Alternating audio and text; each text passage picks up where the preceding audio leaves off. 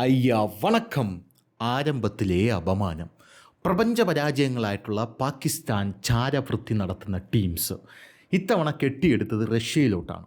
റഷ്യയിലോട്ട് കെട്ടിയെടുത്തത് എന്തിനാണ്? ഇന്ത്യയുമായിട്ടൊരു യുദ്ധം വരുമെന്നുള്ള കാര്യത്തിൽ യാതൊരുവിധ സംശയവുമില്ല, ഒരു തർക്കവും വേണ്ട. ഇന്ത്യയുമായിട്ട് ഉടനെ തന്നെ പാകിസ്ഥാൻ ഒരു ഏറ്റുമുട്ടൽ നടക്കും. അതോടുകൂടി പാകിസ്ഥാനെ നാലായി മടക്കി ഇന്ത്യ കശത്തിൻ്റെ ഇടയിൽ തിരിവു എന്നുള്ള കാര്യത്തിൽ ആർക്കും ഒരു സംശയവും വേണ്ട.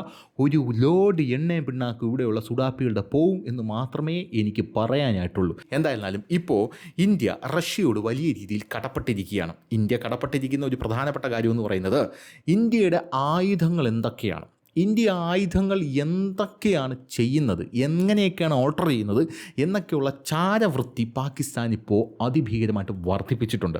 കാരണം നേരായ മാർഗത്തിലൂടെ യവന്മാർക്ക് ഇന്ത്യയിലൂടെ മുട്ടി നിൽക്കാൻ പറ്റില്ല. അതുകൊണ്ട് വളഞ്ഞ വഴി നോക്കാനാണ് യവന്മാരുടെ പ്രധാനപ്പെട്ട പദ്ധതി എന്ന് പറയുന്നത്. വളഞ്ഞ വഴി എന്ന് പറഞ്ഞാൽ ഇപ്പോൾ ഉദാഹരണത്തിന് ഖത്തറിൽ റഫേൽ വിമാനങ്ങളുണ്ട്.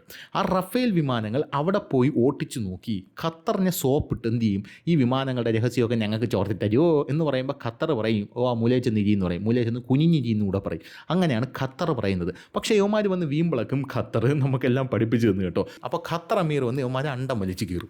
ഇതാണിപ്പോൾ നടന്നുകൊണ്ടിരിക്കുന്നത്. ഇതും കൊണ്ട് നേരെ റഷ്യയിലോട്ട് പോയതാണ്. റഷ്യ എന്ന് പറഞ്ഞാൽ ഇന്ത്യയുടെ അങ്ങേ അറ്റത്തെ സുഹൃത്താണെന്നറിയാലോ.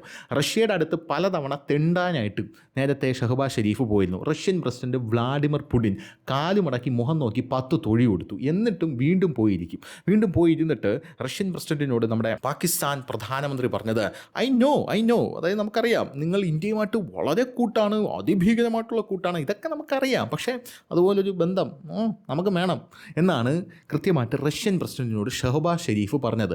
അപ്പോൾ റഷ്യൻ പ്രസിഡന്റ് ഒരു ചോദ്യം ചോദിച്ചു, നീ യുക്രൈന് മിസൈൽ കൊടുക്കുന്നില്ലേടാന്ന്. പെട്ടെന്ന് ഇങ്ങനെ ഇരിക്കുന്ന ഷെരീഫിൻ്റെ കാതിൽ നിന്നും എന്ത് ചെയ്തു, കാതിൽ ഫിറ്റ് ചെയ്ത് വെച്ചിരുന്ന ആ സുനാപ്പി ഇറങ്ങി താഴെ വീണു. അയാളെടുത്ത് ഇങ്ങനെ തിരികുന്ന ഒരു കാഴ്ച നമുക്ക് കാണാൻ സാധിച്ചു. ഞാനിത് പലരും പറഞ്ഞിട്ടുള്ളതാണ്.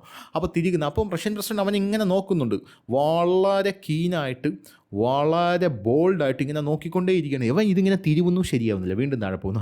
എന്നീടെ അസിസ്റ്റൻസ് കേട്ടോ, എനിക്ക് ഏതെങ്കിലും അസിസ്റ്റൻസ് വേണം, ഇതൊന്ന് വച്ചുകാടെ എന്ന് പറഞ്ഞാണ് ഇയാൾ ആ ചോദ്യത്തിൽ നിന്ന് തടി തപ്പിയത്. അപ്പോൾ എന്തായിരുന്നാലും റഷ്യയിലേക്ക് യവന്മാരുടെ പണിയും കൊണ്ടു ചെന്നതാണ്. എന്താണ് യവന്മാരുടെ പണി?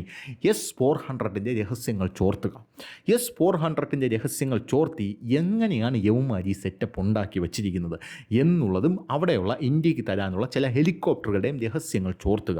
അങ്ങനെ രഹസ്യം ചോർത്തലാണ് ഇപ്പോൾ പാകിസ്ഥാൻ്റെ പണി എന്ന് പറയുന്നത്. അങ്ങനെ രഹസ്യം ചോർത്താനായിട്ട്, അതായത് ഒരു പണിയെങ്കിലും നേരെ ചൊവ്വ ചെയ്യാൻ അറിയാവുന്ന ഒരുത്തനും അവിടെ ഇല്ല എന്ന് നമുക്ക് എല്ലാവർക്കും അറിയാം. അത് ചോർത്താനായിട്ട് പോയപ്പോൾ എന്ത് ചെയ്തു, റഷ്യ കൈയോടെ പിടിച്ച് അവന്മാർ അടിയും കൊടുത്ത് തുണിയും പറിച്ചാണ് വിട്ടത് എന്നാണ് അറിയാനായിട്ട് സാധിക്കുന്നത്. ഇന്ത്യക്ക് അതൊരു വലിയ ആശ്വാസമായി എന്ന റിപ്പോർട്ടുകൾ കഴിഞ്ഞ ദിവസം പല മാധ്യമങ്ങളിലും വന്നിരുന്നു. നമ്മുടെ കേരളത്തിലെ മാധ്യമങ്ങളൊന്നും കൊടുക്കാൻ സാധ്യതയില്ല, കാരണം ഡിഫൻസ് അവർ വലിയതായിട്ട് ഫോക്കസ് ചെയ്യുന്ന ഒരു സംഭവമല്ല. ഇന്ത്യക്ക് എന്തെങ്കിലും ഒരു അടി കിട്ടിയതാണെങ്കിൽ പെട്ടെന്ന് കൊടുത്തു കഴിഞ്ഞാൽ ഡിഫൻസിൽ പെട്ടെന്ന് അവർക്കൊരു ഫോക്കസ് വരും.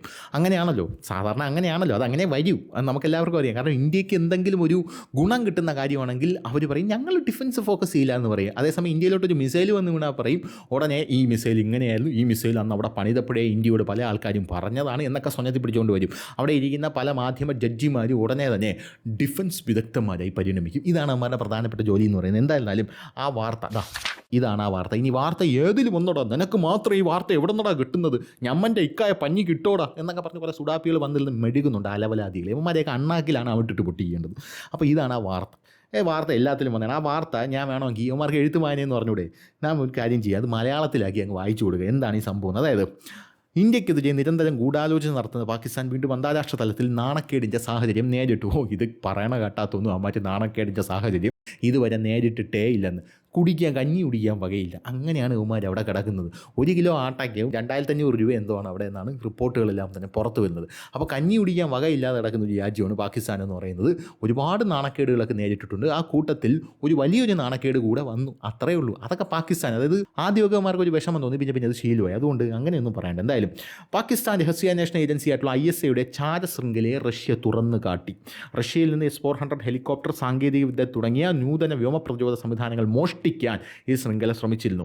ഈ സാങ്കേതിക വിദ്യകൾ ഇന്ത്യൻ വ്യോമസേനയുടെ ആധുനിക പ്രതിരോധ സംവിധാനത്തിൻ്റെ ഭാഗമായതിനാൽ ഇന്ത്യയുടെ സുരക്ഷയ്ക്ക് റഷ്യയുടെ ഈ നടപടി വളരെ പ്രധാനപ്പെട്ടതായി കണക്കാക്കുന്നു. S-400 മിസൈൽ രഹസ്യങ്ങൾ മോഷ്ടിച്ച ISI ഏജന്റിനെ റഷ്യ അറസ്റ്റ് ചെയ്തു. മാധ്യമ റിപ്പോർട്ടുകൾ പ്രകാരം ISIക്ക് വേണ്ടി ജോലി ചെയ്യുന്ന ഒരു റഷ്യൻ പൗരനെ സെന്റ് പീറ്റേഴ്സ്ബർഗിൽ റഷ്യൻ രഹസ്യാന്വേഷണ ഏജൻസികൾ അറസ്റ്റ് ചെയ്തു. രഹസ്യരേഖകൾ കടത്തുന്നതിന് മുമ്പ് ചാരവൃത്തി അഴിമതി പുറത്തു വന്നു എന്നുള്ളതാണ് റിപ്പോർട്ട് സൂചിപ്പിക്കുന്നത്. സൈനിക ഹെലികോപ്റ്ററുകളുടെയും വ്യോമ പ്രതിരോധ സംവിധാനങ്ങളുടെയും വികസനത്തിന് ഉപയോഗിച്ച രേഖകൾ ഇയാളിൽ നിന്ന് കണ്ടെടുത്തിട്ടുണ്ട്. ഈ രേഖകളിൽ MI8 AHTSHBയുമായി ബന്ധപ്പെട്ട സെൻസിറ്റീവ് സാങ്കേതിക വിവരങ്ങളും ഉൾപ്പെടുന്നു. ഓപ്പറേഷൻ സിന്ദൂർ വഴി പാകിസ്ഥാൻ ആസ്ഥാനമായിട്ടുള്ള ഭീകര ശൃംഖലയ്ക്ക് ഇന്ത്യ അടുത്തിടെ വലിയ തിരിച്ചടി നൽകിയ സമയത്താണ് ഈ വെളിപ്പെടുത്തൽ പുറത്തു വന്നത്. പാകിസ്ഥാൻ തിരിച്ചടിക്കാൻ ശ്രമിച്ചു, പക്ഷേ S-400 സംവിധാനം നിർണായകമാണെന്ന് തെളിഞ്ഞതോടെ പാകിസ്ഥാൻ്റെ ജെറ്റുകൾക്ക് ഇന്ത്യൻ പ്രദേശത്ത് കടക്കാൻ പോലും കഴിഞ്ഞില്ല എന്നുള്ളതാണ്. പരാജയത്തിന് ശേഷം പാകിസ്ഥാൻ ചാരവൃത്തി ആരംഭിച്ചു. ഇതിന് ശേഷം പാകിസ്ഥാൻ റഷ്യയിൽ ചാരവൃത്തി വർദ്ധിപ്പിച്ചതായി വിശ്വസിക്കപ്പെടുന്നു. റിപ്പോർട്ടുകൾ പ്രകാരം റഷ്യയുടെ നൂതന S-400 മിസൈൽ പ്രതിരോധ സംവിധാനവുമായി ബന്ധപ്പെട്ട വിവരങ്ങൾ നേടാൻ ഈ ISI നെറ്റ്വർക്ക് ശ്രമിച്ചു. ഓപ്പറേഷൻ സിന്ദൂറിൽ ഇന്ത്യൻ വ്യോമസേനയ്ക്ക് നിർണായക വിജയം നൽകിയ അതേ സംവിധാനമാണിത്. ഇന്ത്യൻ വ്യോമസേനയ്ക്കും S-400 ഉണ്ട്. പക്ഷേ യവന്മാർ അവിടെ പോയി S-400 ഈ സംഭവങ്ങളൊന്നും അടിച്ചു മാറ്റിയിട്ട് ഒരു കാര്യമില്ല. കാരണം റഷ്യ പോലും അമ്പരന്നിരിക്കുകയാണ്.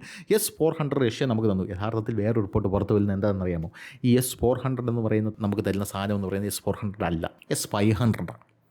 ഇനിയിപ്പോൾ S-500 എന്ന് പറഞ്ഞ് തരുന്ന സാധനം എന്ന് പറയുന്നത് അതിൻ്റെ അടുത്ത വേരിയൻ്റ് ആയിരിക്കും. അതാണ് പ്രതിരോധ രഹസ്യം എന്ന് പറയുന്നത്, സീക്രട്ട്. ഇതിവിടെയുള്ള പ്രതിരോധ വിദഗ്ധന്മാർക്കെല്ലാം അറിയാമെന്നുള്ളൊരു കാര്യമാണ്. അങ്ങനെയാണ് എല്ലാവരും കൊടുക്കുന്നത്. യവന്മാർ S-400 വേണ്ടി പിറകെ പോയിരിക്കണം. അതായത് നമ്മുടെ രാജ്യം യവന്മാരുടെ വ്യോമ പ്രതിരോധ സംവിധാനം കണ്ടുപിടിക്കാനായിട്ട് ഒരു ഡമ്മി റഫേൽ അയച്ചു അങ്ങോട്ടേക്ക്. അപ്പോൾ യവന്മാർ പറഞ്ഞു ആണ്ടടാ വരുന്നൊരു റഫേൽ അടിച്ചിടുന്നെന്ന് പറഞ്ഞാൽ അവന്മാർ മിസൈൽ അങ്ങോട്ട് അടിച്ച് വ്യോമ പ്രതിരോധ സംവിധാനം ഓണാക്കി ആ സാധനത്തിനെ അടിച്ചിട്ട് അവിടെയാണ് ആ സാധനം എന്ന് പറഞ്ഞ് നമ്മൾ അടുത്ത ഒറിജിനൽ റഫേൽ അയച്ച് അതിനെ തകർത്തു. ഇതാണ് സംഭവം എന്ന് പറയുന്നത്. അപ്പോൾ യവന്മാരവിടെ ചെന്ന് മോഷ്ടിക്കാൻ പോണത് S-400. പക്ഷേ അത് മോഷ്ടിച്ചിട്ടും കാര്യമില്ല. കാരണം മോസ്കോയിൽ പോലും യുക്രൈൻ ഇപ്പോൾ ഡ്രോൺ ആക്രമണം നടത്തുന്നുണ്ട്. അതിനെ തടുക്കാനായിട്ട് S-400 കഴിയുന്നില്ല. വാർത്തകളൊക്കെ നമ്മൾ കാണുന്നതാണ്. S-400 കഴിയുന്നില്ല. ആ സ്ഥലത്താണ് ഇന്ത്യ പാകിസ്ഥാനെ ഇത് വെച്ച് തകർക്കുന്നത്. അതിൻ്റെ പ്രധാനപ്പെട്ട കാരണം ഇതിൻ്റെ സോഴ്സ് കോഡ് എടുത്ത് നമ്മൾ എന്ത് ചെയ്തിട്ടുണ്ട്, ഇതിൽ നമ്മുടേതായിട്ടുള്ള ടെക്നോളജി ബ്ലെൻഡ് ചെയ്തിട്ടാണ് നമ്മൾ എന്ത് ചെയ്യുന്നത്, ഈ സാധനം കൊണ്ട് ഫിറ്റ് ചെയ്യുന്നത്. അത് മാത്രമല്ല, നമ്മുടേതായിട്ടുള്ള സാധനം കൊണ്ട് ബ്ലെൻഡ് ചെയ്യുമ്പോൾ അതിനകത്ത് നമ്മുടേതായിട്ടുള്ള പല മിസൈലുകളും വരും. നമ്മുടേതായിട്ടുള്ള ഇവർക്ക് കണ്ടുപിടിക്കാൻ പറ്റാത്ത റഡാർ സംവിധാനങ്ങൾ ഇതിനകത്ത് നമ്മൾ സംയോജിപ്പിക്കും എന്നുള്ള റിപ്പോർട്ടുകളും ആ സമയത്ത് വന്നതാണ്. അതുകൊണ്ട് നമ്മൾ ഉപയോഗിക്കുന്ന ആയുധങ്ങളെല്ലാം നമ്മുടേത് മാത്രമാണ്. റഷ്യ ഇങ്ങോട്ട് തരുന്നു, നമ്മളതിനെ ഓൾട്ടർ ചെയ്യുന്നു. അതുകൊണ്ടാണ് റഷ്യ S-500 നിർമ്മാണത്തിന് നമുക്ക് ഒരുമിച്ച് നിർമ്മിക്കാം എന്ന് പറഞ്ഞിരിക്കുന്ന ഒരു സാഹചര്യം ഉണ്ടായത്. മാത്രമല്ല റഷ്യയുടെ ആർട്ടിലറികളുണ്ടല്ലോ, ഈ ആർട്ടിലറികൾ എന്താണ്, ഒരു കാശിനും കൊള്ളാത്തൊരു ആർട്ടിലറിയാണ് റഷ്യയുടെ ആർട്ടിലറി. അപ്പോൾ അത് ഇന്ത്യക്കറിയാം. ആർട്ടിലറിയുടെ പേര് ഞാൻ മറന്നുപോയി. അപ്പോൾ ഇത് ഇന്ത്യക്കറിയാം. ഇന്ത്യ എന്ത് ചെയ്തു, അത് മേടിച്ചു കഴിഞ്ഞ ശേഷം നമുക്ക് മനസ്സിലായി ഇതുകൊണ്ടൊരു ഉപയോഗമില്ല എന്ന് മനസ്സിലായി. ഇതിന് കൃത്യമായിട്ടുള്ള പ്രസിഷൻ ഇല്ല. അതുകൊണ്ട് എന്ത് ചെയ്തു, ഇന്ത്യ അത് ഉപേക്ഷിച്ചിട്ട് ഇന്ത്യ സ്വന്തമായിട്ട് നമ്മുടെ ആർട്ടിലറികൾ ഉണ്ടാക്കി. അപ്പോൾ അതിനാണെങ്കിൽ മുടിഞ്ഞ പ്രസിഷനും.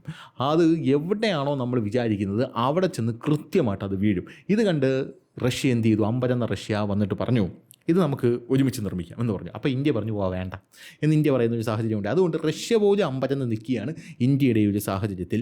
ഇന്ത്യ ഈ മിസൈലുകളും കാര്യങ്ങളൊക്കെ ഉപയോഗിക്കുന്നത് കണ്ട് അപ്പോഴാണ് പാകിസ്ഥാൻ റഷ്യക്കകത്തോട്ട് നുഴഞ്ഞു കയറിയിട്ട് അതിനകത്ത് നിന്ന് അടിച്ചു മാറ്റാനായിട്ട് ശ്രമിക്കുന്നത്. എടാ എത്തി നോക്കുന്നവൻ്റെ ചന്തിയിൽ ഏണി ചാരി വെച്ച് നോക്കല്ലടാ എന്ന് മാത്രമേ എനിക്ക് പറയാനായിട്ടുള്ളൂ. അപ്പോൾ ശരി.